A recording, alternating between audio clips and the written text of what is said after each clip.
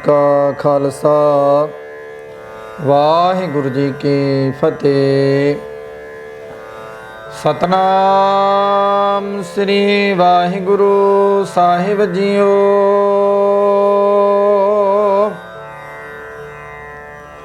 तनासरी महला पंजवा।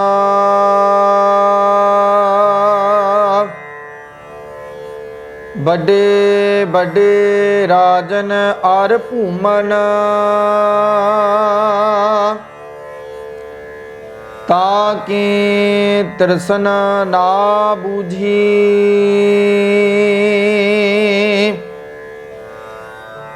लपट रहे माया रंग माते लोचन कछु ना सूझी। बड़े बड़े राजन आर भूमन ताकि तरसन ना बूझी। लपट रहे माया रंग माते लोचन कछु ना सूझी। बिखिया मैं किन्हीं तृप्त ना पाई जो पावक ईंधन नहीं त्रापै। बिन हर कहा अगाई रहा। दिन दिन करत भोजन बहु व्यंजन ताकि मिटै ना भूखा।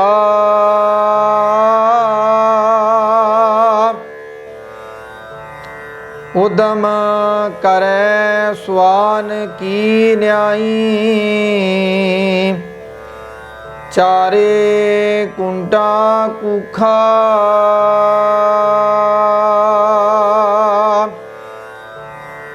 कामवंत कामी बहु नारी पर गृह जो ना चूकै।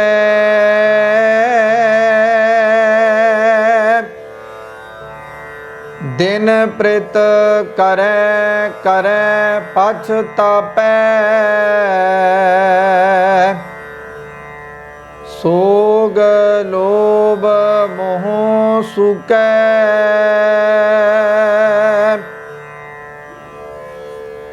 हर हर नाम अपार अमोला अमृत एक निदाना।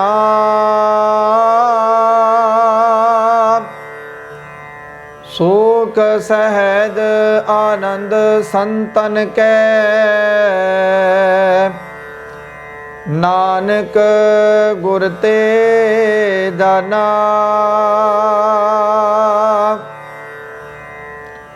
हर हर नाम अपार अमोला अमृत एक निदाना।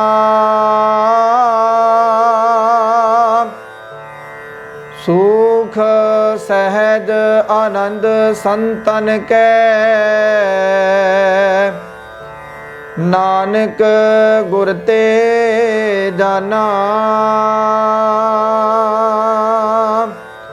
वाहिगुरु जी का खालसा वाहिगुरु जी की फतेह। परम सत्कारयोग गुरु की साजी निवाजी साध संगत जीओ। आप जी वड्डे भागां वाले हो जो कि आप जी ने अज दे ए पावन अमृतमयी बचन सतगुर साहिब श्री गुरु ग्रंथ साहिब जी महाराज ने ਅੰਮ੍ਰਿਤ ਵੇਲੇ ਸੱਚਖੰਡ ਸ੍ਰੀ ਦਰਬਾਰ ਸਾਹਿਬ ਅੰਮ੍ਰਿਤਸਰ ਤੋਂ ਪਾਵਨ ਅੰਮ੍ਰਿਤਮਈ ਬਚਨ ਜੋ ਪਾਵਨ ਮੁਖਵਾਗ ਦੇ ਰੂਪ ਦੇ ਵਿੱਚ ਬਖਸ਼ਿਸ਼ ਕੀਤੇ ਹਨ, ਸੋ ਆਪ ਸਮੂਹ ਸਾਧ ਸੰਗਤ ਨੇ ਇਹਨਾਂ ਪਾਵਨ ਬਚਨਾਂ ਨੂੰ ਸਰਵਣ ਕੀਤਾ ਹੈ ਜੀ। ਆਨੰਦ ਦੀ ਪ੍ਰਾਪਤੀ ਕੀਤੀ ਹੈ। ਸੋ ਆਓ ਸਾਧ ਸੰਗਤ ਜੀ, ਆਪਾਂ ਸਾਰੇ ਹੀ ਮਨਾਂ ਬਿਰਤੀਆਂ ਨੂੰ ਇਕਾਗਰ ਕਰਦਿਆਂ ਹੋਇਆਂ ਸੁਰਤ ਨੂੰ ਸਤਿਗੁਰੂ ਪਾਤਸ਼ਾਹ ਜੀ ਦੇ ਚਰਨਾਂ ਕਮਲਾਂ ਵਿੱਚ ਟਿਕਾਉਂਦਿਆਂ ਹੋਇਆਂ ਪਾਤਸ਼ਾਹ ਜੀ ਦੇ ਚਰਨਾਂ ਕਮਲਾਂ ਦਾ ਓਟ ਆਸਰਾ ਲੈਂਦੇ ਹਾਂ ਸੁਰਤ ਨੂੰ ਟਿਕਾਈਏ ਤੇ ਇਸ ਪਾਵਨ ਮੁਖਵਾਗ ਦੀ ਵਿਚਾਰ ਨਾਲ ਸਾਂਝ ਕਰਨ ਦਾ ਯਤਨ ਕਰੀਏ ਜੀ। ਅੱਜ ਦੇ ਇਹ ਪਾਵਨ ਅੰਮ੍ਰਿਤਮਈ ਬਚਨ ਧੰਨ ਧੰਨ ਸਾਹਿਬ ਸ੍ਰੀ ਗੁਰੂ ਗ੍ਰੰਥ ਸਾਹਿਬ ਜੀ ਮਹਾਰਾਜ ਜੀ ਦੇ ਪਾਵਨ ਅੰਗ 672 ਤੇ ਸੁਭਾਇਮਾਨ ਹਨ। ਸੋ ਸਾਰੇ ਹੀ ਇੱਕ ਵਾਰੀ ਕਰੋ ਜੀ ਰਸਨਾ ਨੂੰ ਪਵਿੱਤਰ। ਆਖੋ ਜੀ ਸਤਨਾਮ ਸ੍ਰੀ ਵਾਹਿਗੁਰੂ ਸਾਹਿਬ ਜੀਓ। ਧਨਾਸਰੀ ਮਹੱਲਾ ਪੰਜਵਾ।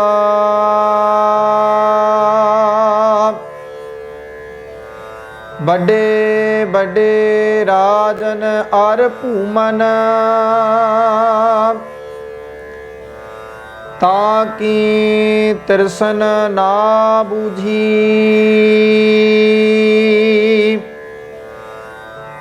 ਲਪਟ ਰਹੇ ਮਾਇਆ ਰੰਗ ਮਾਤੇ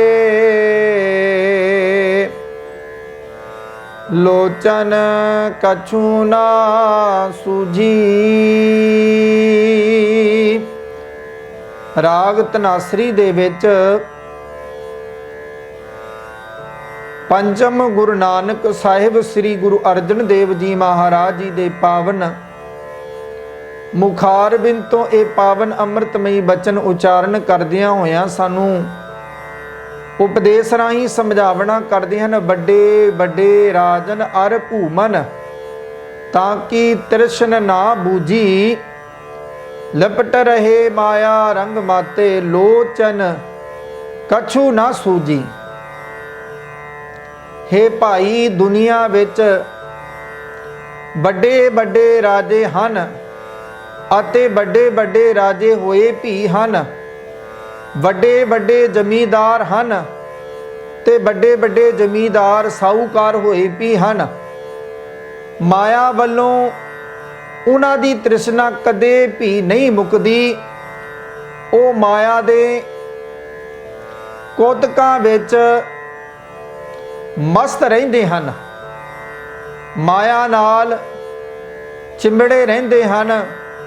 ਮਾਇਆ ਤੋਂ ਬਿਨਾ ਹੋਰ ਕੁਝ ਉਹਨਾਂ ਦੇ ਇਹ ਜਿਹੜੀਆਂ ਅੱਖੀਆਂ ਹਨ ਉਹਨਾਂ ਅੱਗੇ ਉਹਨਾਂ ਨੂੰ ਦਿਸਦਾ ਨਜ਼ਰ ਨਹੀਂ ਆਉਂਦਾ।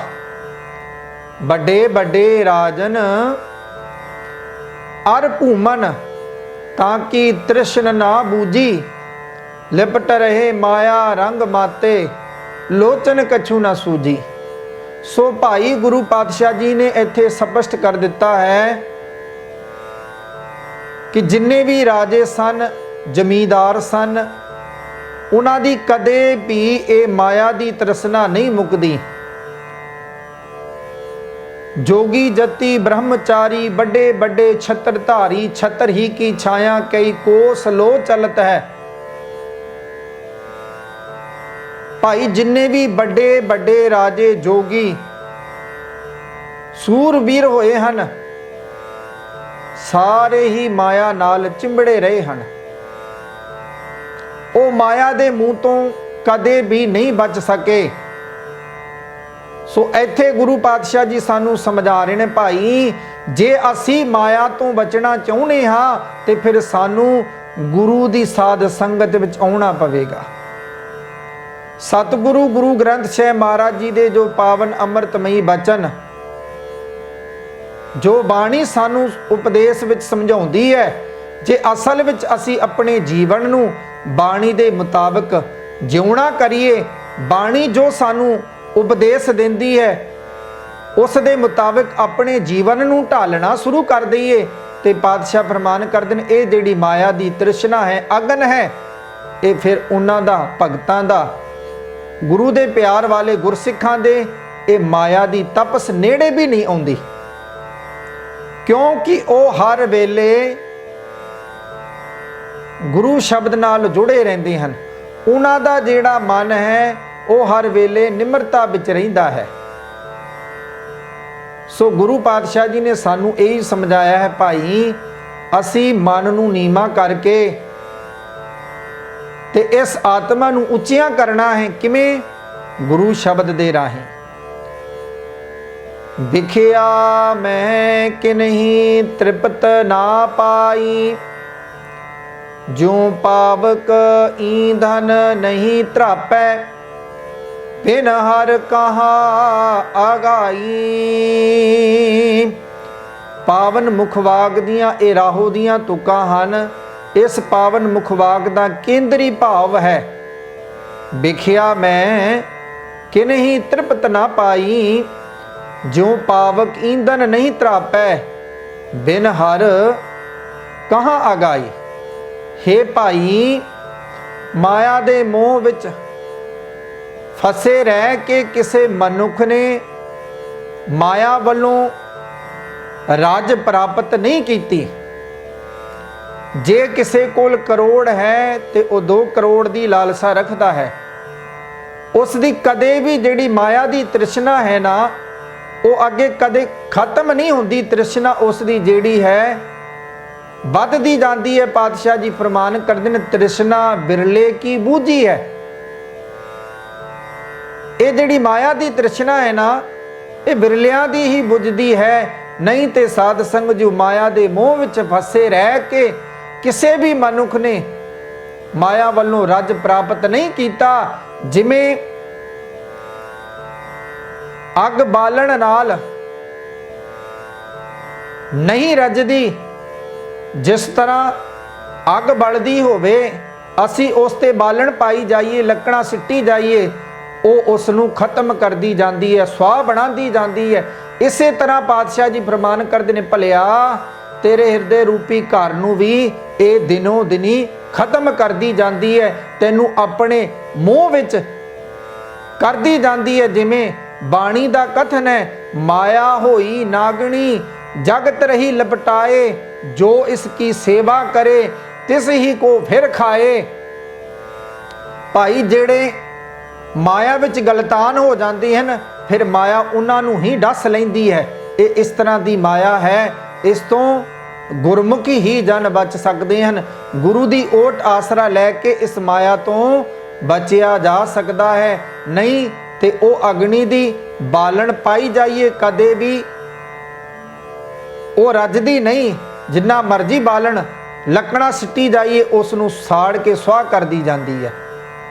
ਸੋ ਪਾਤਸ਼ਾਹ ਜੀ ਇੱਥੇ ਪ੍ਰਮਾਣ ਕਰਦੇ ਨੇ, ਭਾਈ ਪਰਮਾਤਮਾ ਦੇ ਨਾਮ ਤੋਂ ਬਿਨਾ ਮਨੁੱਖ ਕਦੇ ਰੱਜ ਨਹੀਂ ਸਕਦਾ। ਭਾਵ ਉਸ ਦੇ ਅੰਦਰ ਕਦੇ ਵੀ ਉਹ ਠਹਿਰਾਵ, ਕਦੇ ਵੀ ਉਹ ਆਨੰਦ, ਕਦੇ ਵੀ ਉਹ ਸ਼ਾਂਤੀ ਪ੍ਰਾਪਤ ਨਹੀਂ ਕਰ ਸਕਦਾ, ਜਦੋਂ ਤੱਕ ਉਹ ਪਰਮਾਤਮਾ ਦੇ ਨਾਮ ਤੋਂ ਦੂਰ ਹੈ ਤੇ ਮਾਇਆ ਨਾਲ ਜੁੜਿਆ ਹੋਇਆ। ਰਹਾਓ ਦਿਨ ਦਿਨ ਕਰਤ ਭੋਜਨ ਬਹੁ ਵਿੰਜਨ, ਤਾਂ ਕੀ ਮਿਟੈ ਨਾ ਭੂਖਾ। ਉਦਮ ਕਰੈ ਸਵਾਨ ਕੀ ਨਿਆਈ, ਚਾਰੇ ਕੁੰਟਾ ਕੂਖਾ।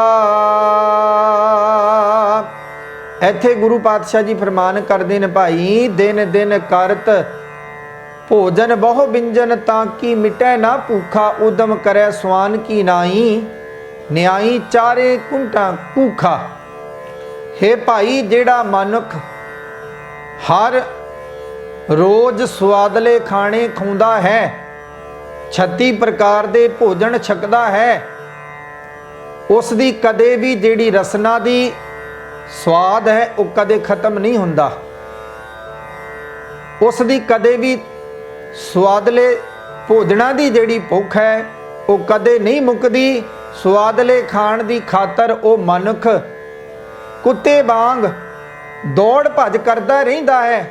ਚਾਰੇ ਪਾਸੇ ਭਾਲਦਾ ਫਿਰਦਾ ਹੈ, ਪਰ ਇਸ ਜਿਹੜੀ ਰਸਨਾ ਹੈ, ਇਸ ਦੇ ਖਾਣ ਦੇ ਜਿਹੜੇ ਸਵਾਦ ਹਨ, ਇਹ ਕਦੇ ਵੀ ਨਹੀਂ ਮੁੱਕਦੇ। ਸੋ ਗੁਰੂ ਪਾਤਸ਼ਾਹ ਜੀ ਨੇ ਬਾਣੀ ਵਿੱਚ ਸਾਨੂੰ ਸਪਸ਼ਟ ਕਰਕੇ ਸਮਝਾਇਆ, ਭਾਈ ਉਦਮ ਕਰੈ ਸੁਆਨ ਕੀ ਨਿਆਈ ਚਾਰੇ ਕੁੰਟਾ ਕੂਖਾ। ਭਾਵ ਇਹ ਕੁੱਕਰ ਵਾਂਗੂ ਇਧਰ ਉਧਰ ਦੌੜਦਾ ਰਹਿੰਦਾ ਹੈ, ਲੇਕਿਨ ਇਸ ਦੀ ਰਸਨਾ ਦੀ ਕਦੇ ਵੀ ਸਵਾਦਲੇ ਭੋਜਨਾਂ ਦੀ ਜਿਹੜੀ ਸਵਾਦ ਹਨ ਉਹ ਕਦੇ ਮੁੱਕਦੇ ਨਹੀਂ, ਦਿਨੋਂ ਦਿਨੀ ਸਗੋਂ ਵੱਧਦੇ ਜਾਂਦੇ ਹਨ। ਜੇ ਇਸ ਰਸਨਾ ਨੂੰ ਕਿ ਪਰਮਾਤਮਾ ਦੇ ਨਾਮ ਦਾ ਆਨੰਦ ਆਉਣਾ ਸ਼ੁਰੂ ਹੋ ਜਾਵੇ, ਇਸ ਰਸਨਾ ਤੇ ਕਦੇ ਵਾਹਿਗੁਰੂ ਦਾ ਨਾਮ ਵਸ ਜਾਵੇ, ਇਸ ਰਸਨਾ ਤੇ ਕਿਸੇ ਲਈ ਚੰਗੇ ਸ਼ਬਦ ਵਸ ਜਾਵਣ, ਤੇ ਇਹ ਰਸਨਾ ਸਫਲ ਹੋ ਜਾਂਦੀ ਹੈ। ਇਹ ਰਸਨਾ ਤੂੰ ਅਨ ਰਸ ਰਾਚ ਰਹੀ, ਤੇਰੀ ਪਿਆਸ ਨਾ ਜਾਏ, ਪਿਆਸ ਨਾ ਜਾਏ ਹੋਰਤ ਕਿਤੈ, ਜਿਚਰ ਹਰ ਰਸ ਪੱਲੇ ਨਾ ਪਾਏ। ਸਪਸ਼ਟ ਕਰ ਦਿੱਤਾ ਗੁਰੂ ਅਮਰਦਾਸ ਮਹਾਰਾਜ ਜੀ ਨੇ। ਤੇਰੀ ਪਿਆਸ ਕਦੇ ਨਹੀਂ ਮੁੱਕ ਸਕਦੀ ਜਦੋਂ ਤੱਕ ਤੂੰ ਪਰਮਾਤਮਾ ਦੇ ਨਾਮ ਦਾ ਓਟ ਆਸਰਾ ਨਹੀਂ ਲਵੇਂਗੀ। ਇਹ ਮੇਰੀ ਰਸਨਾ, ਤੇਰੀ ਸ਼ਾਂਤੀ, ਤੇਰੀ ਤ੍ਰਿਪਤ ਕਦੇ ਨਹੀਂ ਹੋ ਸਕਦੀ। ਜੇ ਤੂੰ ਆਪਣੀ ਤ੍ਰਿਪਤੀ ਚਾਹੁੰਦਾ ਹੈ ਤੇ ਸਭ ਤੋਂ ਪਹਿਲਾਂ ਪਰਮਾਤਮਾ ਦੇ ਨਾਮ ਦੇ ਨਾਲ ਜੁੜ ਜਾ, ਪਰਮਾਤਮਾ ਦੇ ਨਾਮ ਦਾ ਜਪਣ ਸ਼ੁਰੂ ਕਰਦਾ ਹੈ। ਕਾਮਵੰਤ ਕਾਮੀ ਬਹੁ ਨਾਰੀ, ਪਰ ਗ੍ਰਹਿ ਜੋ ਨਾ ਚੁਕੈ, ਦਿਨ ਪ੍ਰਤ ਕਰੈ ਕਰੈ ਪਛਤਾਪੈ, ਸੋਗ ਲੋਭ ਮਹਿ ਸੁਕੈ। ਇੱਥੇ ਵੀ ਸਤਿਗੁਰੂ ਪਾਤਸ਼ਾਹ ਜੀ ਨੇ ਜੀਵ ਨੂੰ ਸਮਝਾਇਆ ਹੈ, ਭਾਈ ਕਾਮ ਵਸ ਹੋਈ ਵੇਸਵਾ ਮਨੁੱਖ ਦੀਆਂ ਭਾਵੇਂ ਕਿਤਨੀਆਂ ਹੀ ਇਸਤਰੀਆਂ ਹੋਣ, ਪਰਾਏ ਘਰ ਵੱਲ ਉਸ ਦੀ ਮੰਦੀ ਨਿਗਾਹ ਫਿਰ ਵੀ ਨਹੀਂ ਹਟਦੀ। ਸਪਸ਼ਟ ਕੀਤਾ ਹੈ ਗੁਰੂ ਪਾਤਸ਼ਾਹ ਜੀ ਨੇ, ਭਾਈ ਕਾਮਵੰਤ ਕਾਮੀ ਬਹੁ ਨਾਰੀ, ਪਰ ਗ੍ਰਹਿ ਜੋ ਨਾ ਚੁਕੈ, ਦਿਨ ਪ੍ਰਤ ਕਰੈ ਕਰੈ ਪਛਤਾਪੈ, ਸੋਗ ਲੋਭ ਮਹਿ ਸੁਕੈ। ਭਾਵ ਇਹੋ ਜਿਹੇ ਜੀਵਾਂ ਦੀ ਕਦੇ ਵੀ ਕਿਸੇ ਵੀ ਪੱਖੋਂ ਰੱਜ ਪ੍ਰਾਪਤ ਨਹੀਂ ਕਰ ਪਾਉਂਦੇ। ਉਹ ਹਮੇਸ਼ਾ ਹੀ ਸਤਿਗੁਰ ਪਾਤਸ਼ਾਹ ਜੀ ਫਰਮਾਨ ਕਰਦੇ ਨੇ, ਭਾਈ ਇਸ ਦੀ ਮੰਦੀ ਨਿਗਾਹ ਫਿਰ ਵੀ ਨਹੀਂ ਹਟਦੀ। ਉਹ ਹਰ ਰੋਜ਼ ਵਿਸ ਪਾਪ ਕਰਦਾ ਹੈ ਤੇ ਮਗਰੋਂ ਪਛਤਾਉਂਦਾ ਵੀ ਹੈ। ਇਹ ਇਸ ਕੰਮ ਵਾਸਨਾ ਵਿੱਚ ਅਤੇ ਪਛਤਾਪੇ ਵਿੱਚ ਉਸ ਦਾ ਜਿਹੜਾ ਆਤਮਿਕ ਜੀਵਨ ਹੈ ਉਹ ਸੁੱਕਦਾ ਜਾਂਦਾ ਹੈ। ਉਹ ਅੰਦਰ ਦਾ ਜਿਹੜਾ ਜੀਵਨ ਹੈ, ਆਤਮਿਕ ਅਵਸਥਾ ਇਸ ਦੀ ਉਹ ਖਤਮ ਹੁੰਦੀ ਜਾਂਦੀ ਹੈ। ਕਿਉਂਕਿ ਇਸ ਨੇ ਜਿਹੜੇ ਆਪਣੀ ਸੌਕ ਕਹਿ ਲਈਏ ਜਾਂ ਕਹਿ ਲਈਏ, ਜੋ ਗੁਰੂ ਪਾਤਸ਼ਾਹ ਜੀ ਨੇ ਫਰਮਾਨ ਕਰਕੇ ਸਾਨੂੰ ਸਮਝਾਇਆ ਹੈ, ਇਸ ਦੀ ਮਨ ਦੀ ਦ੍ਰਿਸ਼ਟੀ ਕਹਿ ਲਈਏ, ਅੱਖਾਂ ਦੀ ਦ੍ਰਿਸ਼ਟੀ ਕਹਿ ਲਈਏ, ਇਹ ਕਦੇ ਰੱਜ ਨਹੀਂ ਕਰਦੀ। ਲੇਕਿਨ ਜਦੋਂ ਇਹਨਾਂ ਨੂੰ ਰੱਜ ਗੁਰੂ ਸਾਹਿਬ ਦੇ ਦਰਸ਼ਨਾਂ ਦਾ ਆ ਗਿਆ ਤੇ ਸਾਧ ਸੰਗਤ ਜੋ ਫਿਰ ਇਹ ਜਿਹੜੀਆਂ ਆਖੀਆਂ ਹਨ, ਹਰ ਮਾਂ ਭੈਣ ਨੂੰ ਇਹ ਫਿਰ ਮਾਂ ਭੈਣ ਕਰਕੇ ਜਾਣਦੇ ਹਨ। ਸੋ ਇੱਥੇ ਗੁਰੂ ਪਾਤਸ਼ਾਹ ਜੀ ਨੇ ਫਰਮਾਨ ਕਰਕੇ ਸਾਨੂੰ ਸਪਸ਼ਟ ਕਰ ਦਿੱਤਾ, ਭਾਈ ਦਿਨ ਦਿਨ ਪਰਤ ਕਰੈ ਕਰੈ ਪਛਤਾਪੈ, ਸੋਗ ਲੋਭ ਮਹਿ ਸੁਕੈ। ਭਾਵ ਜਿਹੜੀ ਅੰਦਰਲੀ ਤੇਰੀ ਅਵਸਥਾ ਹੈ ਉਹ ਖਤਮ ਹੁੰਦੀ ਜਾਂਦੀ ਹੈ ਤੇਰੇ ਮਾੜੇ ਕਰਮਾਂ ਕਰਕੇ। ਹਰ ਹਰ ਨਾਮ ਅਪਾਰ ਅਮੋਲਾ, ਅੰਮ੍ਰਿਤ ਏਕ ਨਿਧਾਨਾ, ਸੁਖ ਸਹਿਜ ਆਨੰਦ ਸੰਤਨ ਕੈ, ਨਾਨਕ ਗੁਰ ਤੇ ਜਾਨਾ। ਹਰ ਹਰ ਨਾਮ ਅਪਾਰ ਅਮੋਲਾ, ਅੰਮ੍ਰਿਤ ਏਕ ਨਿਧਾਨਾ, ਸੂਖ ਸਹਿਜ ਆਨੰਦ ਸੰਤਨ ਕੈ, ਨਾਨਕ ਗੁਰ ਤੇ ਜਾਨਾ। ਜਿਹੜਾ ਆਨੰਦ ਮਿਲਣਾ ਹੈ ਸਾਨੂੰ ਉਹ ਪ੍ਰਮਾਤਮਾ ਦੇ ਨਾਮ ਦੇ ਵਿੱਚੋਂ ਹੀ ਮਿਲਣਾ ਹੈ। ਭਾਈ, ਪ੍ਰਮਾਤਮਾ ਦਾ ਨਾਮ ਹੀ ਇੱਕ ਐਸਾ ਬੇਅੰਤ ਅਤੇ ਕੀਮਤੀ ਖਜ਼ਾਨਾ ਹੈ ਜਿਹੜਾ ਮਨੁੱਖ ਆਤਮਿਕ ਜੀਵਨ ਦਿੰਦਾ ਹੈ। ਇਸ ਨਾਮ ਖਜ਼ਾਨੇ ਦੀ ਬਰਕਤ ਨਾਲ ਸੰਤਾਂ ਦੀ, ਭਲੇ ਭਰੇ ਪੁਰਖਾਂ ਦੀ ਸੰਗਤ ਕਰਨ ਦੇ ਨਾਲ ਹਿਰਦੇ ਘਰ ਵਿੱਚ ਆਤਮਿਕ ਅਡੋਲਤਾ ਬਣੀ ਰਹਿੰਦੀ ਹੈ, ਸੁਖ ਆਨੰਦ ਬਣਿਆ ਰਹਿੰਦਾ ਹੈ। ਪਰ ਗੁਰੂ ਪਾਤਸ਼ਾਹ ਜੀ ਫਰਮਾਨ ਕਰਦੇ ਨੇ, ਗੁਰੂ ਪਾਸੋਂ ਹੀ ਇਸ ਖਜ਼ਾਨੇ ਦੀ ਜਾਣ ਪਛਾਣ ਸਾਨੂੰ ਪ੍ਰਾਪਤ ਹੁੰਦੀ ਹੈ। ਗੁਰੂ ਦੇ ਨਾਮ ਵਿੱਚੋਂ ਹੀ ਇਹ ਵਾਹਿਗੁਰੂ ਪਰਮਾਤਮਾ ਦੇ ਨਾਮ ਦੀ ਪ੍ਰਾਪਤੀ ਸਾਨੂੰ ਹੁੰਦੀ ਹੈ। ਜਿਵੇਂ ਪਾਤਸ਼ਾਹ ਜੀ ਨੇ ਸਾਨੂੰ ਸਮਝਾਇਆ ਹੈ, ਹਰ ਹਰ ਨਾਮ ਅਪਾਰ ਅਮੋਲਾ, ਉਹ ਬੇਅੰਤ ਕੀਮਤੀ ਖਜ਼ਾਨਾ ਪਰਮਾਤਮਾ ਦਾ ਨਾਮ, ਅੰਮ੍ਰਿਤ ਏਕ ਨਿਧਾਨਾ, ਉਹ ਅੰਮ੍ਰਿਤਮਈ ਹੈ, ਉਹ ਸੋਮਾ ਹੈ ਅੰਮ੍ਰਿਤ ਦਾ ਪਰਮਾਤਮਾ ਦਾ ਨਾਮ। ਸੂਖ ਸਹਿਜ ਆਨੰਦ ਸੰਤਨ ਕੈ, ਨਾਨਕ ਗੁਰ ਤੇ ਜਾਨਾ।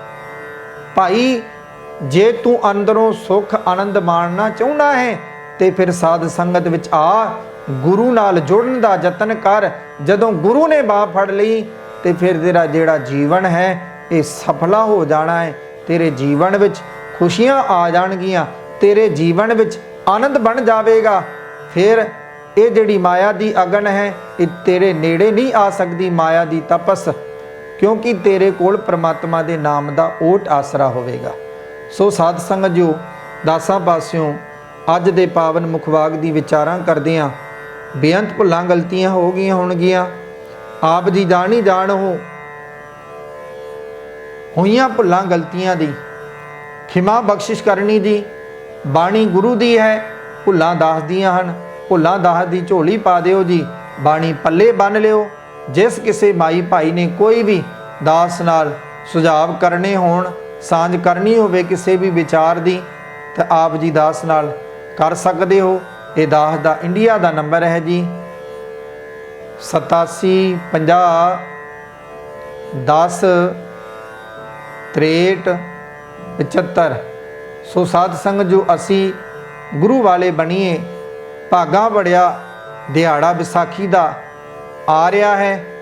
ਸੋ ਜਿਨ੍ਹਾਂ ਨੇ ਹਲੇ ਅੰਮ੍ਰਿਤਪਾਨ ਨਹੀਂ ਕੀਤਾ, ਜਿਹੜੇ ਹਲੇ ਗੁਰੂ ਵਾਲੇ ਬਣੇ ਨਹੀਂ, ਸੋ ਉਹਨਾਂ ਵੀਰਾਂ ਨੂੰ, ਭੈਣਾਂ ਨੂੰ, ਮਾਤਾਵਾਂ ਨੂੰ ਬੇਨਤੀ ਹੈ ਕਿ ਭਾਈ ਆਓ ਅਸੀਂ ਵੀ ਅੰਮ੍ਰਿਤ ਲੈ ਕੇ ਗੁਰੂ ਵਾਲੇ ਬਣੀਏ, ਤਾਂ ਕਿ ਕਹਿ ਸਕੀਏ ਏਕ ਪਿਤਾ ਏਕਸ ਕੇ ਹਮ ਵਾਰਿਕ, ਤੂੰ ਮੇਰਾ ਗੁਰਹਾਈ। ਜਦੋਂ ਤੱਕ ਅੰਮ੍ਰਿਤਪਾਨ ਨਹੀਂ ਕਰਾਂਗੇ ਉਦੋਂ ਤੱਕ ਸਾਧ ਸੰਗ ਜੋ ਸਾਡਾ ਲੋਕ ਤੇ ਪਰਲੋਕ ਸੁਹੇਲਾ ਨਹੀਂ ਹੋ ਸਕਦਾ। ਸੋ ਗੁਰੂ ਵਾਲੇ ਬਣਨਾ ਬਹੁਤ ਜ਼ਰੂਰੀ ਹੈ। ਸੋ ਵੱਧ ਚੜ ਕੇ ਆਪ ਜੀ ਵਿਸਾਖੀ ਦੇ ਦਿਹਾੜੇ ਤੇ ਗੁਰੂ ਵਾਲੇ ਬਣੋ, ਸਿੰਘ ਸਜੋ ਅਤੇ ਮਾੜੇ ਕਰਮਾਂ ਤੋਂ ਬਚਣ ਦਾ ਸਾਨੂੰ ਯਤਨ ਕਰਨਾ ਚਾਹੀਦਾ, ਗੁਰੂ ਦੇ ਨਾਮ ਨਾਲ ਜੁੜਨਾ ਚਾਹੀਦਾ ਹੈ ਜੀ। ਬੁਲਾਓ ਜੀ ਫਤਿਹ। ਵਾਹਿਗੁਰੂ ਜੀ ਕਾ ਖਾਲਸਾ, ਵਾਹਿਗੁਰੂ ਜੀ ਕੀ ਫਤਿਹ।